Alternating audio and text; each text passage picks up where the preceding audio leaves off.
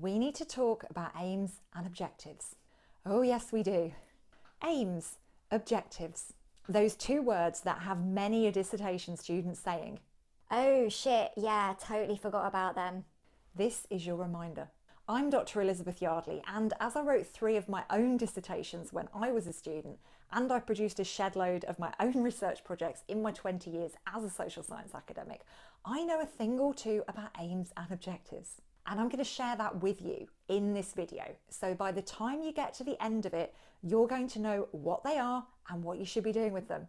We will be covering what aims and objectives actually are, how to develop a set of aims, how to set objectives, which includes a top tip about what you certainly should not do. And I'll be introducing you to my objective sandwich. If you're not hungry now, you will be by the end of this video. Lastly, we'll consider when you should be working on your aims and objectives.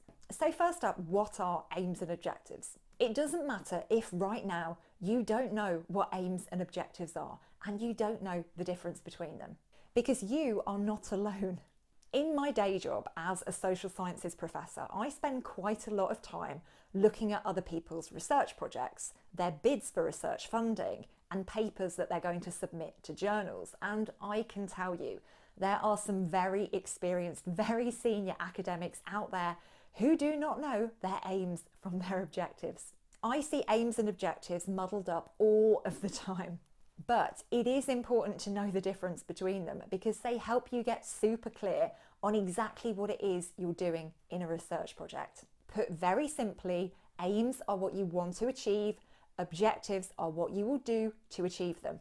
I'm going to say that again for you multitaskers out there. So if you're doing something else, just come back to me for a few seconds. Aims are what you want to achieve. Objectives are what you will do to achieve them. Aims are about the bigger picture. They're about the outcomes of your research. They're about what will change as a result of you doing this project. They're about the difference that your project will make. What will happen as a result of you doing this piece of research? Objectives are more detailed. They're about the process that you will follow, the steps that you need to complete in order to achieve your aims. It sometimes helps to think about your objectives like a series of stepping stones across a stream that you need to walk over before you can get to the aim, which is on the other side. So let's not overcomplicate it. Aims are what you want to achieve. They're what's on the other side of the stream. Objectives are what you need to do to get there, the stepping stones you need to walk over to get across the stream. Let's take a look at aims in more detail now. But before we do, if you found my quick and somewhat simple explanation of aims helpful, hit that like button. Give this video a cheeky monkey like. It makes quite a considerable difference in ensuring that other people can find the video too. Anyway, let's focus on aims now. So aims, they're about the bigger picture. They're about the outcomes of your research. They're about what will change as a result of you doing this project. They're about the difference that your project will make. What will happen as a result of you doing this piece of research? That's what they are, but what do they look like and how many of them should you actually be including? How do you capture the bigger picture stuff? Well, you can use words like these. For example, if your dissertation title is Life After Lockdown, to what extent do coffee shops help tackle loneliness amongst mothers of preschool children? One of your aims might be to generate insights into how coffee shops help tackle loneliness among mothers of preschool children in the aftermath of the COVID-19 pandemic. Another example, say your dissertation title is How Important Are Coffee Shops for Dating? Experiences of young people living in Manchester city centre. One of your aims might be to establish the value of Manchester city centre coffee shops for young people who are dating. In terms of the number of aims, you certainly shouldn't have more than 3, and I think there's a really strong case to be made for only having 1 aim. Yes, I know this is a controversial position. However, the reason I don't think you should have any more than 1 aim is because this really forces you to focus and think hard about exactly what it is that you're trying to achieve. I've found that when students have more than 1 aim, they start straying across into objectives and presenting them as aims. If you've been told you absolutely have to have more than 1 aim, start with 1 and then think about how that could be broken down into others. but make sure you're using words like these so you don't wander into objective territory. And speaking of objectives, let's have a quick recap of what they are. They're about the process that you'll follow, the things that you will do, the steps you need to complete in order to achieve your aims. As I said earlier, it helps to think of your objectives like a series of stepping stones across a stream that you need to walk across before you can get to the aims on the other side. That helps you get to grips with the overall idea of objectives. But when you're actually developing your own objectives, I want you to think sandwich. Your objectives should be laid out like a sandwich with a meaty filling of in-depth advanced objectives in between two simpler, more basic white bread type objectives. This is a really good way of demonstrating a logical progression in your research strategy, differentiating between those straightforward things you'll be doing at the beginning of your project to the more advanced in-depth activities that follow on from that, and then the more general so what questions at the end. Here are some of the words you might want to use for those two pieces of bread and the meat, or a plant-based alternative. Being specific in your language is important for your research objectives. Don't use vague terms like do, study, look at, or learn about. These words and terms are not detailed enough, and it will be hard for you and the person reading your research to ascertain exactly what this is going to involve. If you do find yourself writing words like this, ask, what does doing actually involve? What do I mean by study? What am I going to achieve by looking at this thing? What is involved in learning about? What does this look like?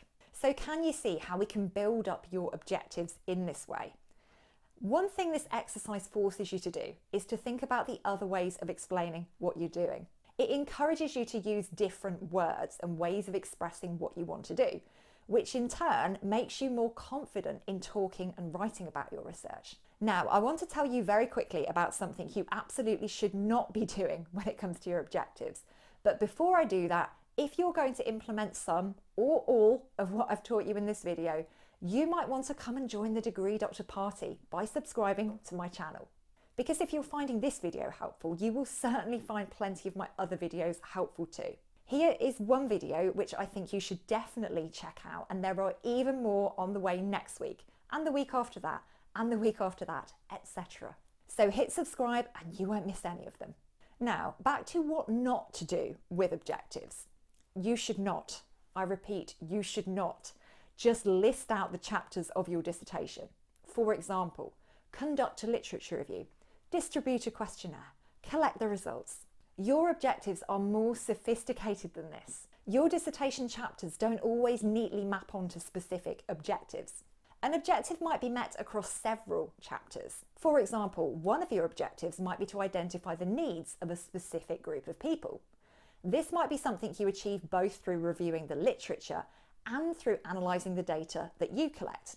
If you are intentional in how you go about developing your research objectives, which you will be because you're following my process, you will avoid this common error. Now, lastly, when should you be thinking about aims and objectives? You need to do this on at least 2 occasions during your dissertation, in the beginning stages of your dissertation and towards the end.